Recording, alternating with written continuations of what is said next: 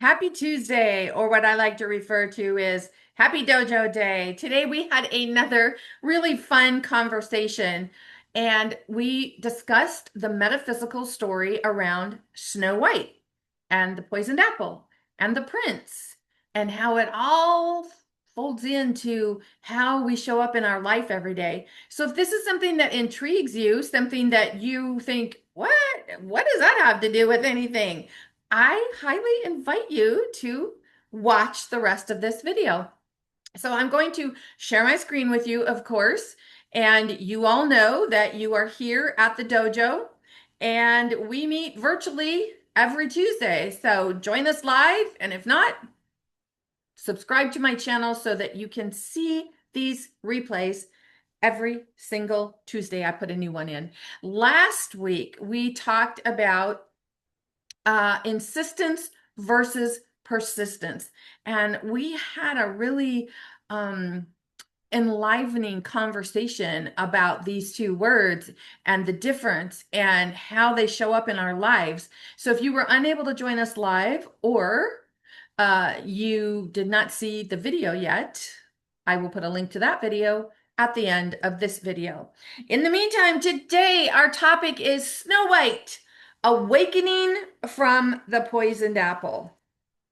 Now, Grimm's fairy tale of Snow White and the Seven Dwarfs is often seen as a children's story, yet it holds layers of metaphysical truth, much like the old legends of Persia, India, and Egypt.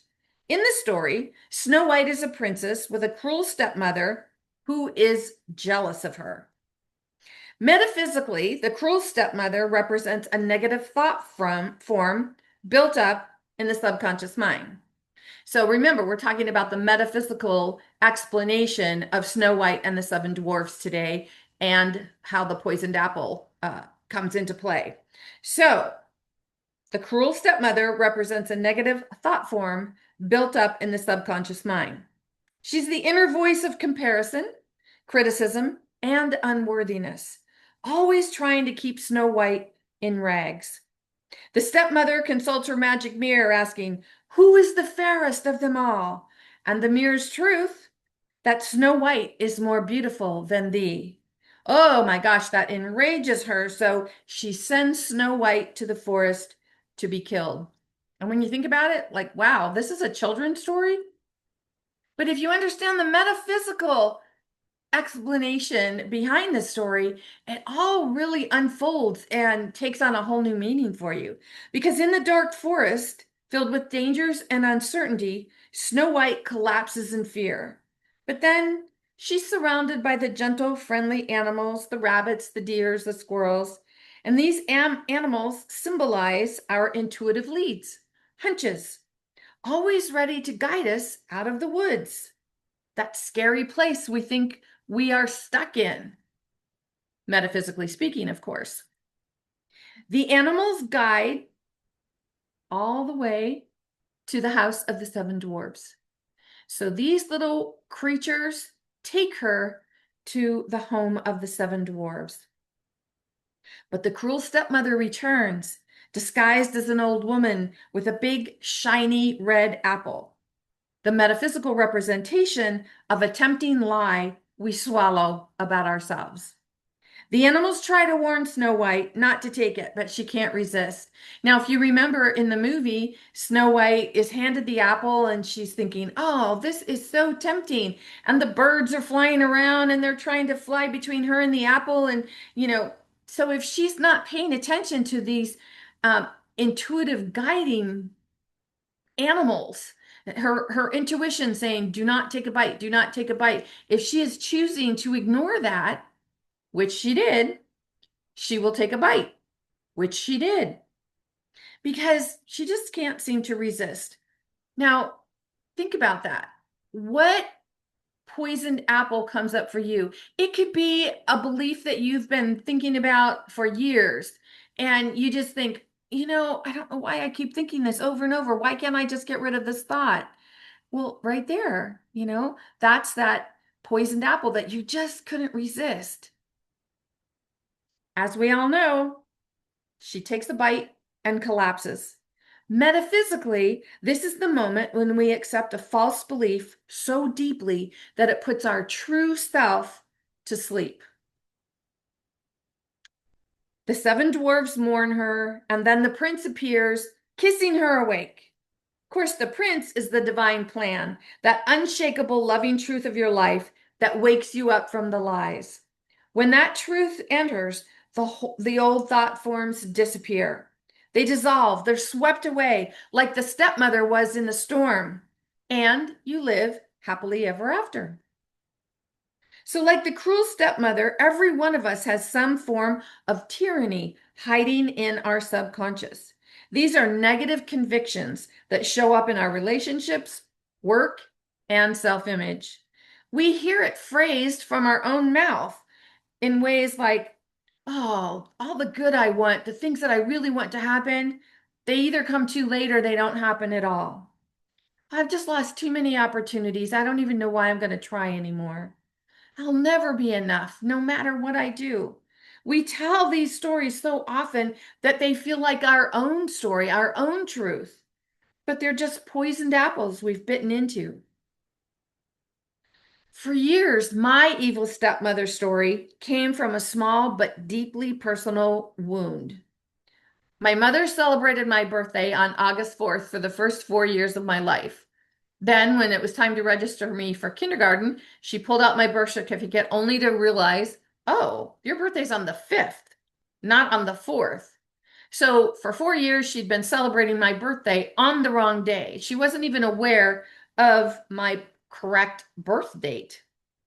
Hey, what kind of mother doesn't even know the date her child was born, right?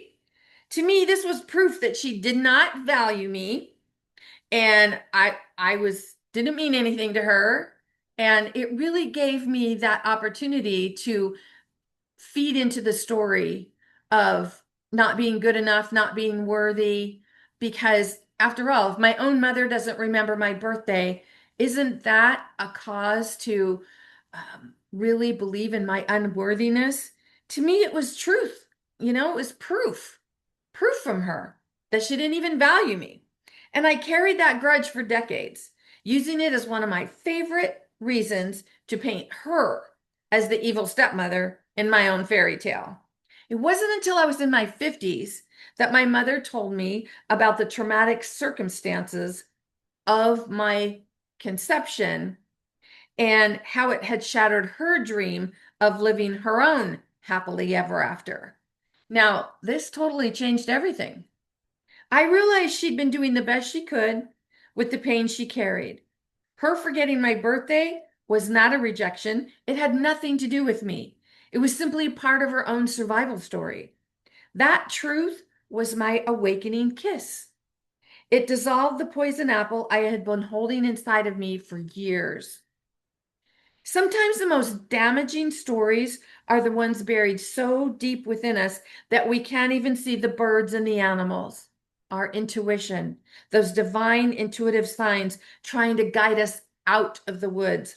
We get so used to blaming the evil stepmothers, those stepmothers in our lives, that we forget to stop judging by appearances because they're not the truth of our life. Your purpose is looking for you, but it will continue to elude you as long as you dwell on the slights of the past. Releasing those grudges doesn't mean the past didn't hurt. It means you refuse to store them any longer in the attic of your mind while robbing you of the happiness that you could be enjoying at this time. Now, the attic is an unfinished room at the top of the house. It's often used for storage. It's where we store things. And like an attic, the metaphysical meaning that I give the attic is your mind. It's a storage place for memories full of terrifying secrets and events or happy experiences. Nothing can keep you from your divine inheritance.